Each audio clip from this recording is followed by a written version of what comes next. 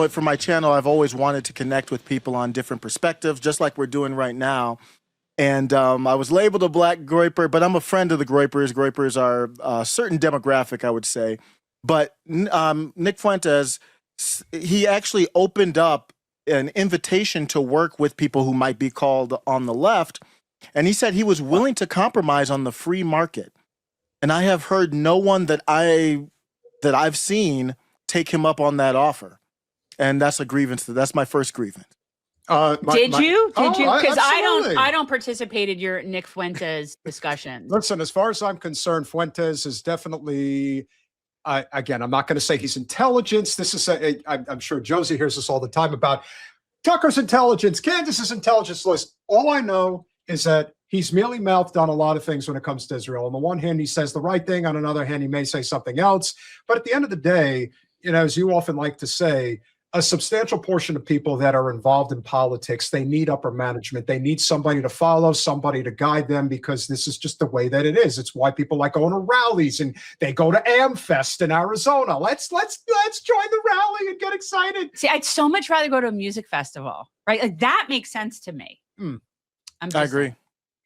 Would I break bread with Fuentes and just figure out how to like deal with Israel, for example? Absolutely. Because at the end of the day, what is it about him? He's. How do you like him, Osiris? He's such like this like little white boy. Like, how do you like him? There you go again with the racism. What's going on? No, it's funny. He wouldn't take his own silo, and he's self-proclaimed like virgin, but he hates women. But he's like, that is so dysfunctional. Like, it's so weird. And what does that do for like, what is man? What is a man? That is so unmanly. Hamburger, who is our new troll along with Travers. He's the resident troll, but I like the guy. He's great. Nick Fuentes is a professional shit to start. Okay. I just don't get the deal with him. That's all. I don't get it.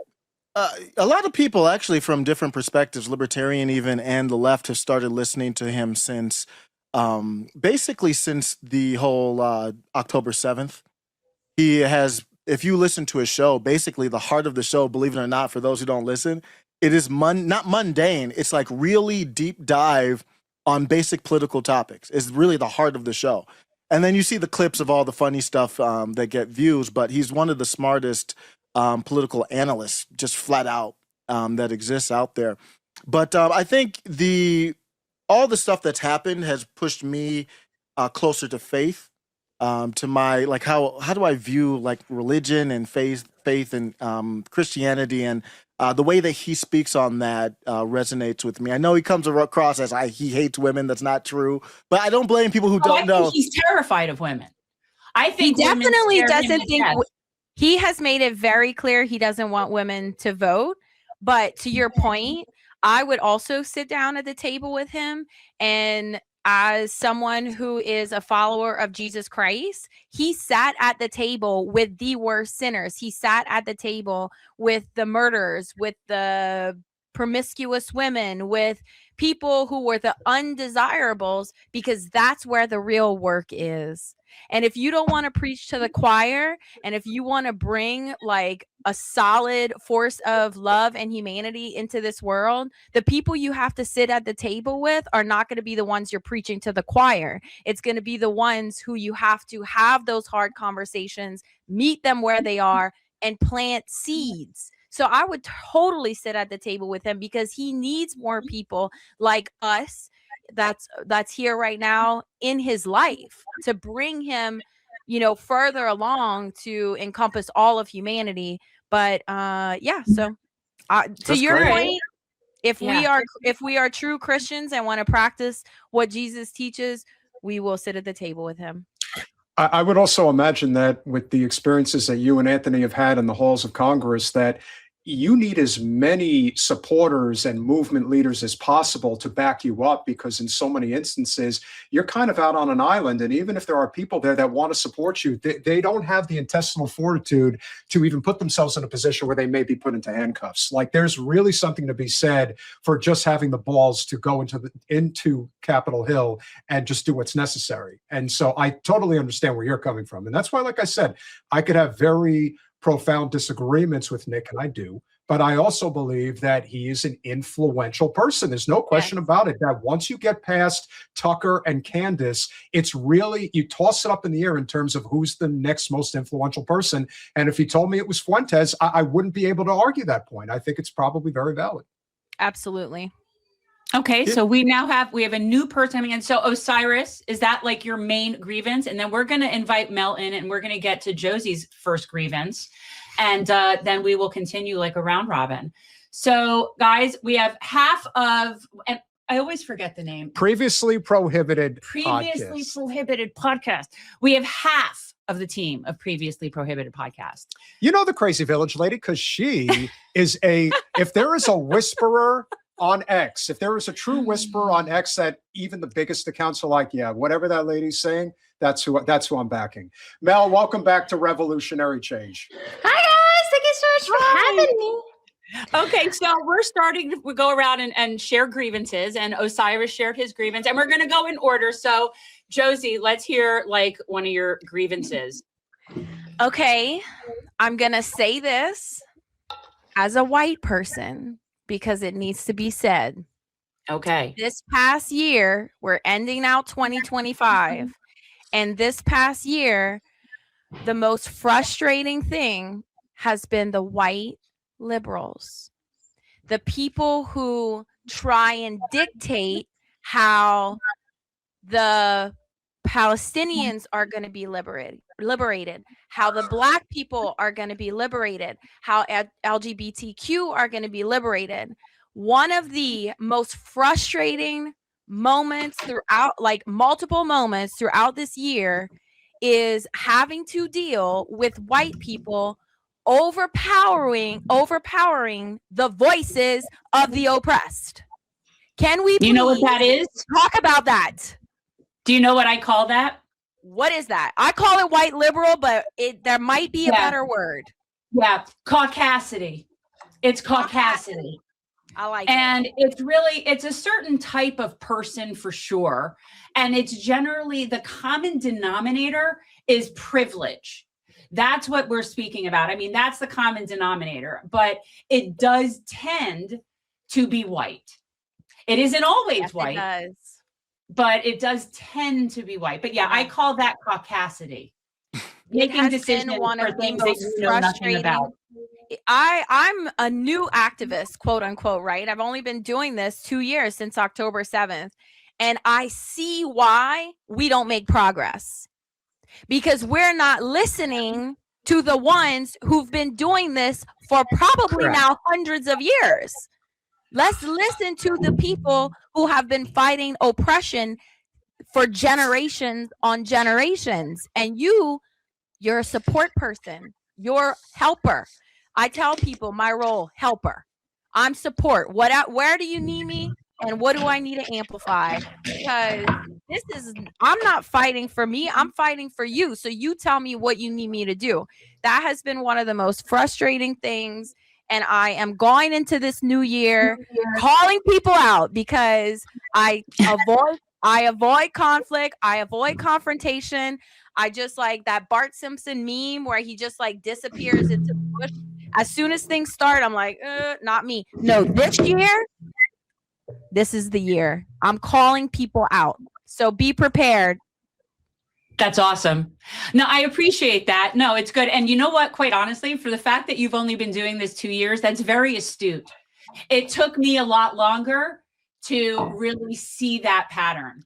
So yeah, granted, we're on like hyperdrive now that we're watching a Holocaust in real time, but so I feel like everything is accelerated. But so yeah, I got to interject a little bit. So I totally get what you're saying, and I do agree that it's almost always a point of privilege that if you're on the right's been bitching about liberal white women forever. Like that's like the number one boogeyman on the right. They love to beat up on some liberal white women, which I think some of it is definitely earned. But I would say that I think that white people, especially white women, we should recognize the strengths that we have, the access to certain areas of privilege that we have, and we should use our position in our access to those levers of power to advocate smart and responsibly. So that's what I say, okay, I'm this white woman. I don't want to say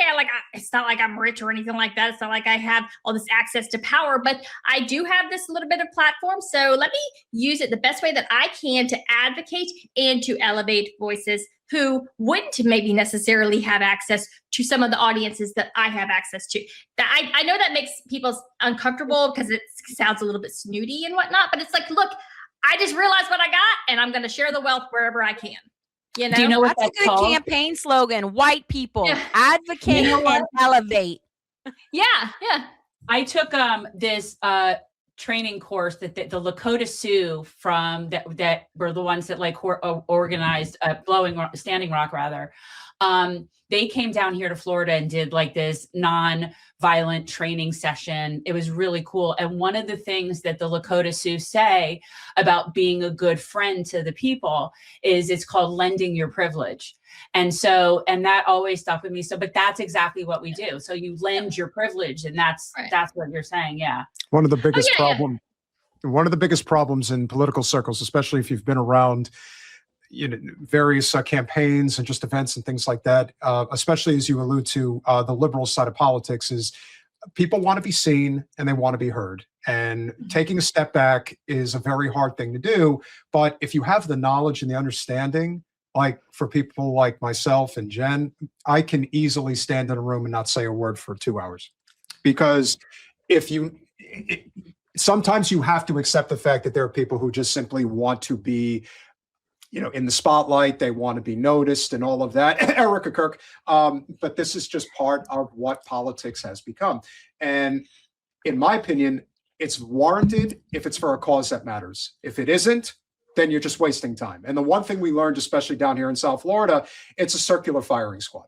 Like, you're wasting your time if you think you're getting anywhere in these types of groups. However, I think we can all come to the same conclusion, is that elections matter, but in the grand scheme of what we're trying to accomplish right now, they don't mean anything.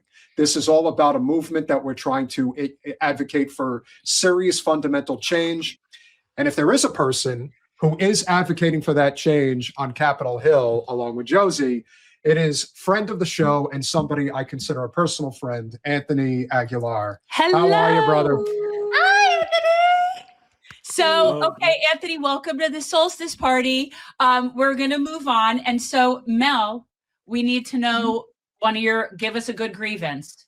We need some good grievances. We're commiserating here, but let's say this. Let's say, like, though we are normally much more feisty, let us have we will listen and we will not judge with everybody's grievances. Yeah. So my number one grievance probably on the right is the unwillingness of MAGA people who say that they're anti-war, say that they're populists, which populism, obviously, is, the fundamentalism of populism is what's good for the populace, right? Yeah. Is them just not being willing to voice any kind of, they've just turned into total cult members, right? Trump hasn't done jack for the populists. He hasn't done jack to serve the populist agenda. And it's been really depressing to watch how many of these people have they just fold and bend their way. And it's very, very frustrating because I'm like, prior when it was Biden, I found a lot of common ground with a lot of people and everyone was on the same page on a lot of these things. And now what we see, I guess at the very top of the MAGA movement, definitely, what we've actually seen is this total alienation. I have about 20% of my followers just say they're never going to vote again, ever. They're done. They hate all of it. And then there's another 60% that won't even acknowledge that it's a total failure. And then, the remaining 20% are like diehard, will never criticize anything that Trump does. And so for me, it's just kind of sickening. I'm like, look, it's okay. Like, I don't know. For me, my biggest thing is just this cultish following of politicians. All politicians suck. They just all suck. Every last one of them. Don't ever make a politician your hero. Unfortunately, it is what it is.